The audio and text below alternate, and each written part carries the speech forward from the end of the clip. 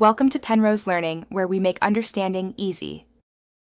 You can't fully disable the dynamic island because it's built into the phone's hardware and system UI, but you can stop most activity. First, make sure your iPhone 14 Pro runs the latest iOS so settings match these steps. Unlock the phone and open Settings now. Keep your passcode or Face ID ready. Next, head to Notifications to locate live activities and to General for software update checks. Once done, you'll take targeted steps to minimize what appears in that area. Now reduce what the dynamic island shows.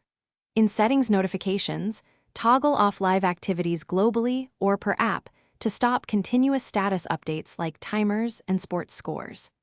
Then open Settings, Focus, and create a custom focus that silences apps and hides notification banners. Make sure it's active when you want a clean top area. Finally, go to Settings, Accessibility Motion, and enable Reduce Motion to cut back on system animations that draw attention. Finish by restarting your iPhone so changes apply cleanly.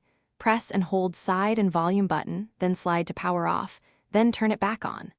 After reboot, open apps that use the dynamic island and confirm they no longer show continuous updates.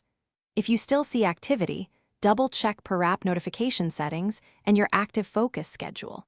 If the dynamic island still behaves the same, understand you cannot remove it completely. Contact Apple support or submit feedback because a true off switch isn't provided.